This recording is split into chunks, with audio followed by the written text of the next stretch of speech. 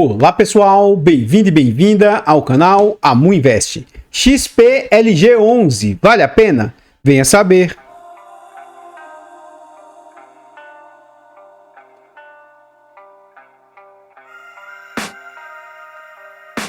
Então pessoal, este é um fundo imobiliário do segmento de tijolos, ele é um fundo imobiliário do segmento logístico. Na data em que eu gravo o vídeo, esse fundo está sendo negociado a R$ 98,54. Ele entregou de dividendo nos últimos 12 meses 9,7%. Atualmente o fundo está sendo negociado a um PVP de 0,92, o que indica ali 8% de desconto. Esse é um fundo que negocia com alta liquidez, uma média de 3 milhões e 130 mil por dia, o que pode ser considerado uma liquidez muito alta. E é um fundo que no último ano vem com uma variação positiva de 7% aí nos últimos 12 meses. No quesito de cotação, o que a gente observa? Esse fundo, após pandemia, né, aquele momento lá, em março de 2020, que a cotação tinha caído muito, ele veio de um cenário ali de mais ou menos R$ 115 para ser negociado a quase R$ 135, isso ali no final do ano de 2020. Nesse período para cá, a cotação do fundo caiu muito. E aí, ele chegou a ser negociado ali durante os seus períodos mínimos próximos a R$ 90. Durante o período das eleições de 2022, o fundo esboçou uma ótima recuperação, batendo ali no 110, mas passadas as eleições, o fundo novamente voltou ali beliscar os patamares ali de R$ 90. Já em meados de 2023, o fundo iniciou uma grande recuperação, chegando novamente a patamares de R$ 115, mas já em meados de 2024, inicia-se uma nova queda no fundo. Novamente ali o fundo beliscando esse patamar de R$ 90. E aí, desde janeiro para cá, o fundo inicia uma boa recuperação, porque de novembro e dezembro do ano passado, e um pouquinho de janeiro, os fundos haviam caído muito no mercado. Desde essa queda grande aí, o fundo aí vem expressando, vem demonstrando uma grande recuperação, agora atingindo patamares ali próximos desses R$ 100.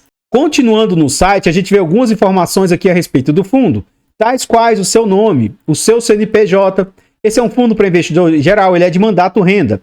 Ele é um fundo logístico, fundo de tijolo, ele é por prazo indeterminado e ele é um fundo de gestão ativa. Sobre taxas, nós vamos deixar para ver lá dentro do relatório gerencial e vamos deixar para ver lá também sobre a questão de vacância. Esse é um fundo que conta com mais de 340 mil cotistas e ele possui mais de 31 milhões de cotas emitidas. Ele vale atualmente R$ 106 e ele tem um valor de mercado aí de 3 bilhões 330 milhões. O último dividendo anunciado pelo fundo foi ali de 82 centavos e lá dentro do relatório gerencial a gente vai ver que esse não é um dividendo teoricamente, tá? Um dividendo recorrente. A gente vai observar que aqui tem resultados de vendas de ativos que ele tem aí. Então, se nesse interstício aí, né, nos próximos meses e anos, se o fundo não melhorar os dividendos recebidos, aluguel recebido, tende em algum momento, pode ser que haja uma diminuição aí nesses dividendos entregues. Eu vou mostrar isso para vocês lá dentro do relatório gerencial. Continuando aqui no site, a gente vê informações sobre a rentabilidade do fundo. Então a gente observa que nos últimos 5 anos o fundo vem sofrendo com rentabilidade, mas no longo prazo a rentabilidade do fundo até que está sendo bacana. Então nos últimos 5 anos o fundo vem ali com 25% de rentabilidade, o CDI bruto do período é 56%, a inflação do período 36%, o IFIX 23% e o IDIV, que é o índice de dividendos das ações, vem ali com 81% de rentabilidade. Continuando aqui no site, a gente vê informações agora como o dividend yield médio do fundo. E a gente observa que o fundo melhorou muito o seu dividend yield. Lá nos idos de 2020, era um fundo que entregava um dividendo muito baixo, né? Para um fundo de tijolo logístico, um dividendo ali na casa de 0,55, 0,60, em momentos que o fundo está caro, é algo aceitável. Então, nesse momento, o fundo estava entregando um dividendo muito baixo, na minha humilde opinião. O dividend yield, né? E ele veio melhorando esse dividend yield para patamares acima de 0,6, ali entre 0,7. Depois chegou até beliscar 0,8 ali durante os idos de 2022, recuou para 0,7 e atualmente o dividend yield do fundo está ali em patamares de mais ou menos 0,8 com algumas informações, alguns meses de forma atípica. Nominalmente dizendo, a gente observa o seguinte, ó, o dividendo do fundo era estável mais ou menos de 60 centavos, então o que acontecia era que o fundo estava numa cotação muito alta. Como a cotação caiu, aí esse dividend yield acaba subindo. Porque o dividendo vem subindo, sim, mas ele não vem subindo de forma tão expressiva assim, né? Então esse patamar de 60 centavos, ele veio aumentando.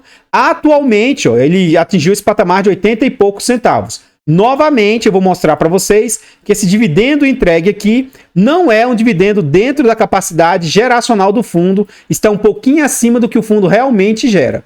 Continuando aqui, a gente vê, né, os valores nominalmente entregues, né? Então o fundo melhorou o patamar de entrega. Esse patamar do fundo era de mais ou menos 78 centavos, 75 centavos. Esse é realmente o recorrente do fundo. Ele vinha entregando 78 centavos até janeiro e agora ele aumentou sua distribuição para 82 centavos. No dia 30 de maio, o fundo pagou no dia 13 de junho essa quantia aqui de 82 centavos. Esse vídeo ele é gravado com 2 semanas de antecedência.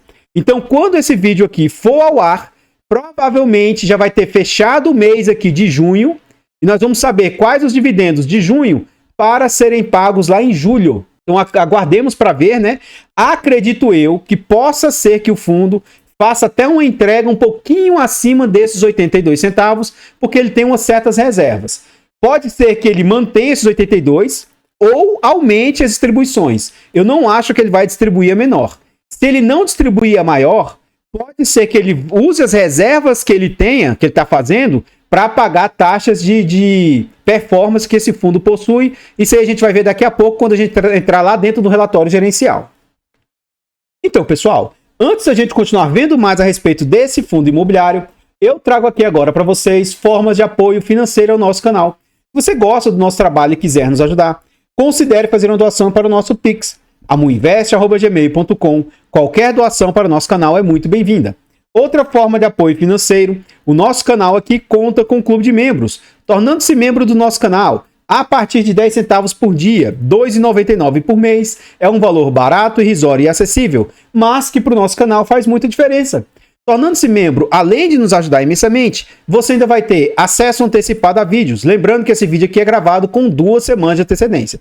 Você também tem preferência quando pede vídeos aqui no canal, além de vários outros benefícios. Nós contamos também com a nossa planilha de controle financeiro. É um ótimo produto com muitas funcionalidades, barato, acessível e te ajuda até no poder decisório, te ajudando aí a decidir qual ativo comprar. Na aquisição dessa planilha, além de você ter um ótimo produto, também é uma forma de apoiar o canal financeiramente desde já. Muito, muito obrigado! E por fim, nós contamos ainda com os nossos e-books. São e-books de ótima qualidade, e-books baratos, acessíveis e com conteúdo muito agregador. E mais, na aquisição dos e-books, além de você ter ali um ótimo produto, também é uma forma de vocês apoiarem o canal financeiramente. Desde já, muito, muito obrigado. Esse vídeo aqui foi uma sugestão do inscrito aí, ó, Liberdade, e falou o seguinte: olá, Mu. Poderia fazer uma análise do XPLG11? Obrigado. Está aqui o pedido do inscrito aí atendido, né? Vamos ver sobre esse fundo da XP aí. E se você estiver precisando de uma ajuda para uma consultoria, uma mentoria, uma estruturação de carteiras, manda uma mensagem no nosso e-mail ou no nosso Instagram.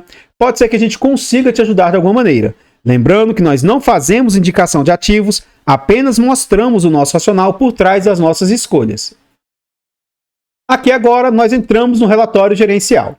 Esse formato de relatório gerencial ainda está no modelo antigo, tá? A XP mudou para a maioria dos seus fundos um novo tipo de relatório, um pouquinho melhor, mais moderno, né?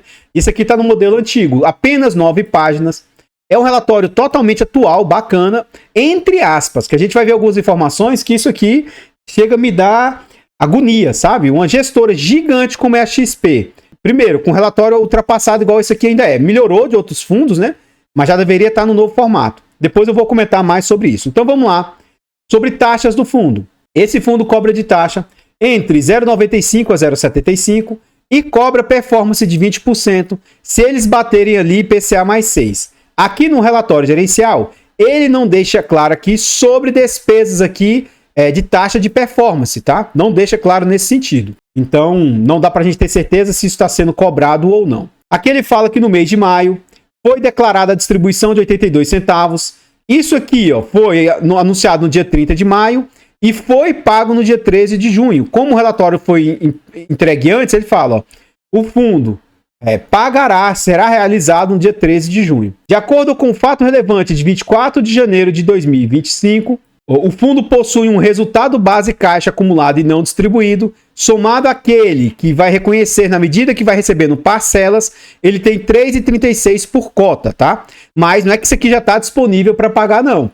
Ele fez venda com lucro e ele está recebendo isso aí de forma parcelada, e à medida que ele vai recebendo isso aí de forma parcelada, ele vai distribuindo para os seus cotistas. A gestão e a administração buscam, observada a legislação aplicável, adotar uma estratégia de uniformização de distribuição de rendimentos em consonância com o fluxo de caixa do semestre.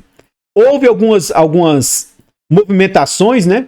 Então a B2W, que é as americanas, devolveu parcialmente um CDI, um galpão, e o fundo celebrou o contrato de locação com a empresa, e o fundo celebrou o contrato de locação com outra empresa. Então, teve devoluções, mas também teve ocupações aí por parte dos inquilinos. Um pouquinho mais abaixo aqui, a gente vê sobre a DRE do fundo, demonstrativo de resultado de exercício, e a gente observa o seguinte, ó, resultado base. Em maio, o fundo teve de resultado 27 milhões e 800 e distribuiu, entre aspas, apenas 25 milhões. Então, ele fez uma boa reserva.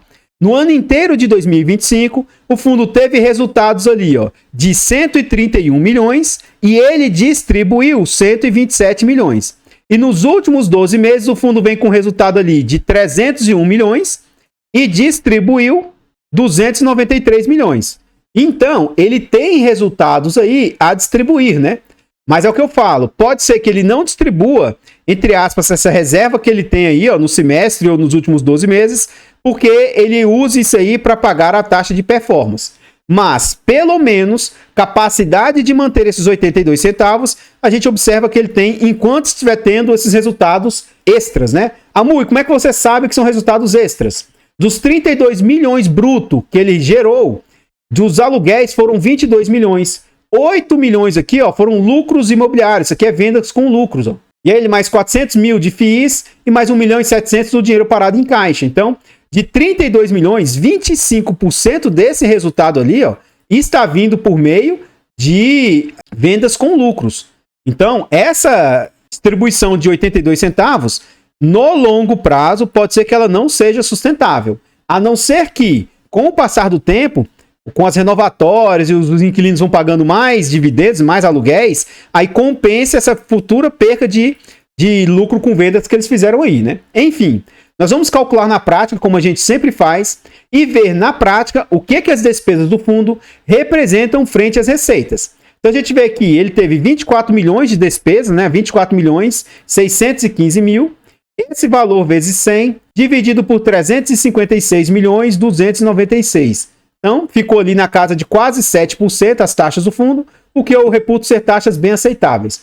Resultado aqui a gente consegue ver nesse gráfico, né, que ele vem entregando ó, 78 e depois 82 centavos, mas que esse cinzinho, ó, 90 entregou 78, 1,22 entregou 78. E aí, ele teve resultados a menor, 68 e entregou acima, 75 entregou acima, 69 entregou acima. É aquela questão, ele fez um pouco de reservas e depois teve condição de manter entregando naquele patamar de 79 centavos.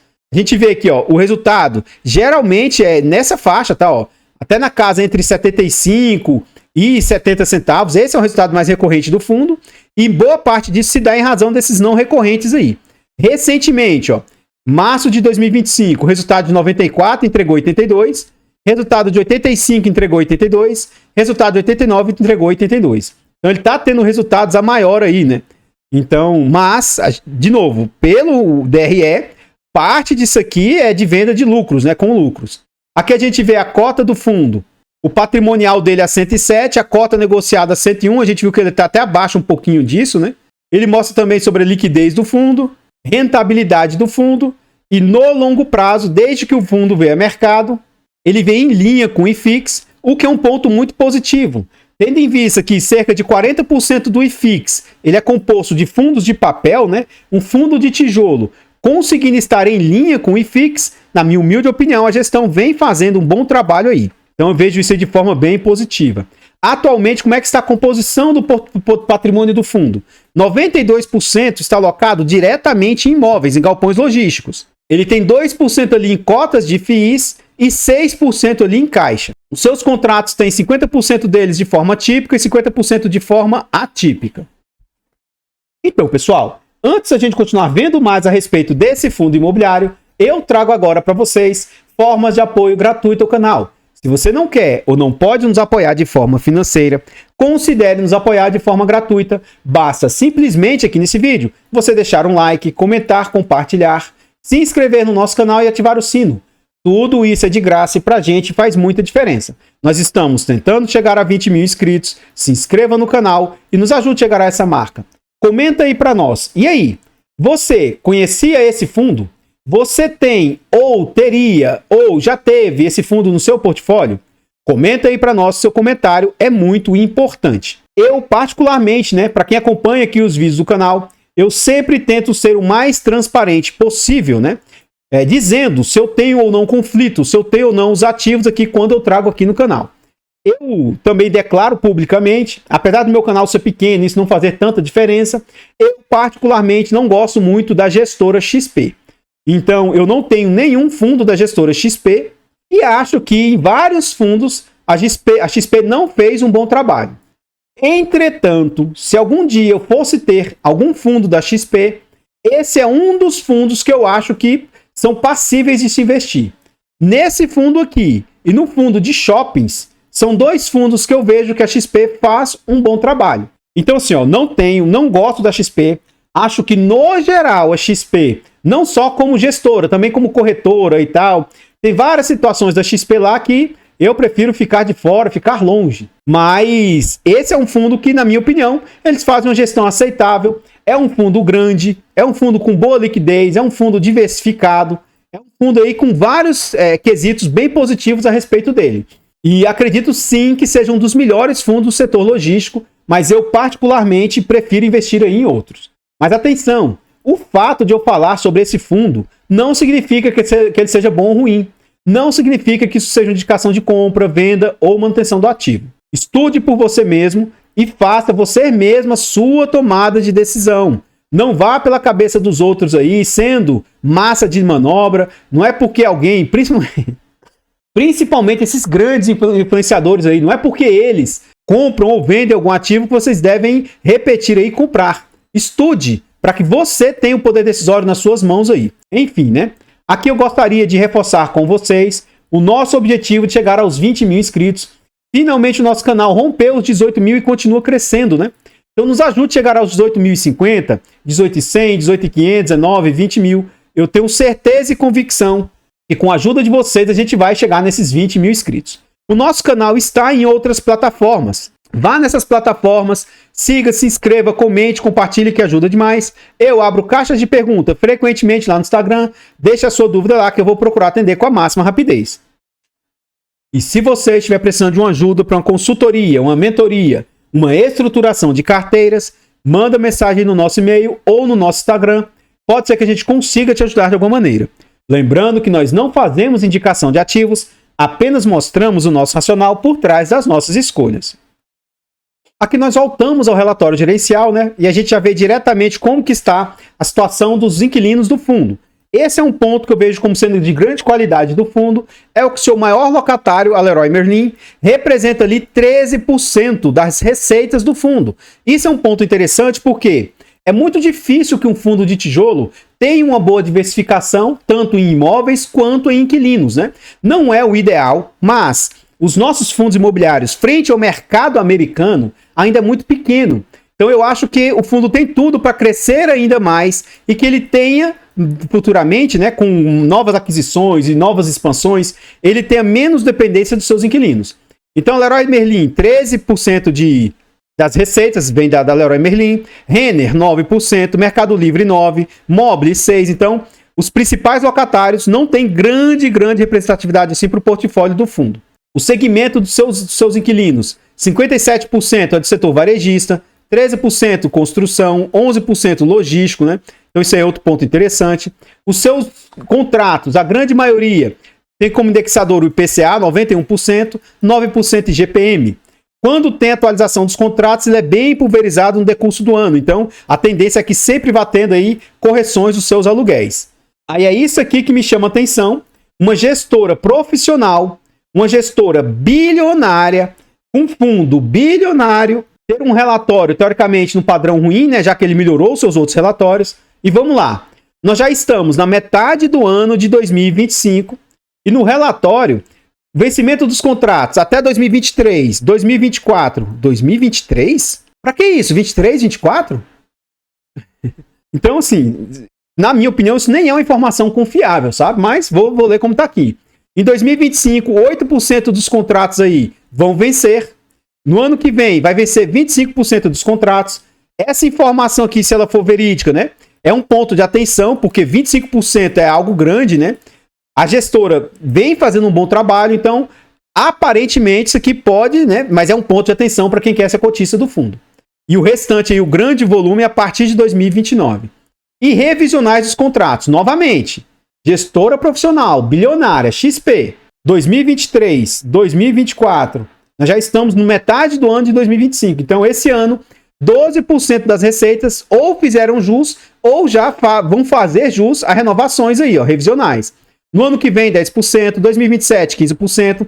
E são essas revisionais que, se o fundo conseguir revisionar, né, para cima, podem trazer aumento nas distribuições das rendas do fundo, né? Vacância do fundo. Vem aumentando a vacância do fundo.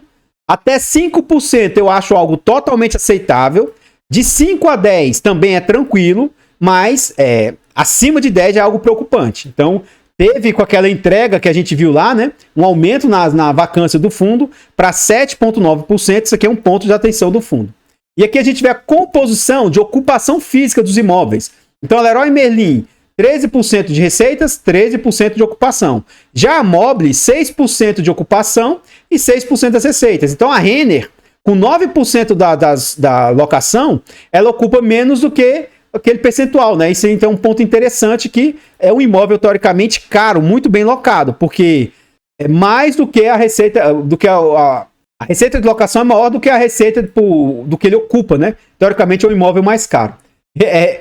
O fundo tem quase 10% dos seus imóveis lá em Pernambuco, 7% em Minas, 13% no Rio, 50% quase em São Paulo, Santa Catarina, 15% em Rio Grande do Sul. É um fundo aí com ampla diversificação geográfica também. Hoje ele tem 18 galpões, 72 locatários, 175 módulos, então consegue dividir os galpões em vários módulos, né?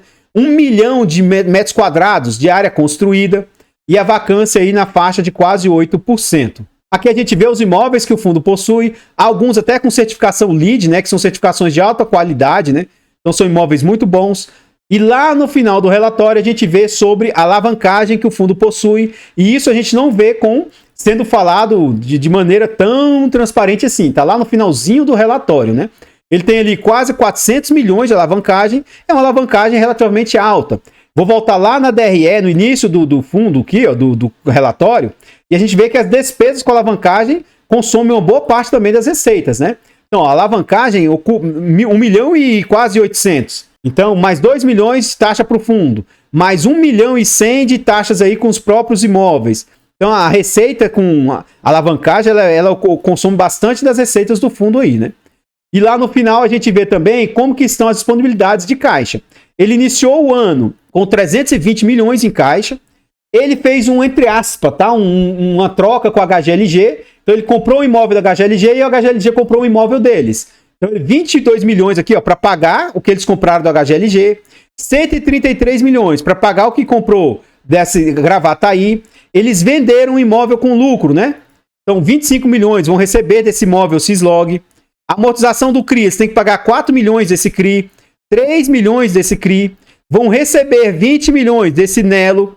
Eles compraram um Unilever ali, e no final do ano, entre compras e vendas, a tendência é que o caixa diminua de 320 milhões para 200 milhões, né?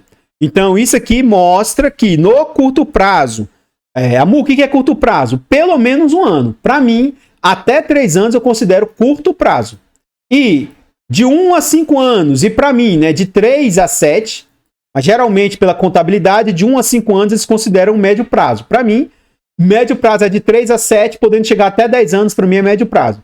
E aí, acima de 10 anos, começa a acontecer o longo prazo, né? Então, no universo de médio prazo, ou de curto prazo ou médio prazo, o caixa do fundo está relativamente tranquilo, né? Então, nesse ponto, apesar da alavancagem ser alta, não é algo tão preocupante assim. Então, pessoal, o que eu tinha para trazer a respeito desse fundo imobiliário, o XPLG11, são somente essas informações. Eu gostaria de agradecer imensamente todos vocês que nos apoiam, seja de forma gratuita, seja de forma financeira. Considere aí se inscrever no canal e nos ajudar a chegar a esses 20 mil inscritos. Desde já, muito obrigado. Eu vou ficando por aqui e eu espero encontrá-los nos próximos vídeos. Fiquem todos com Deus. Tenham um bom dia, uma boa tarde, uma boa noite e fui!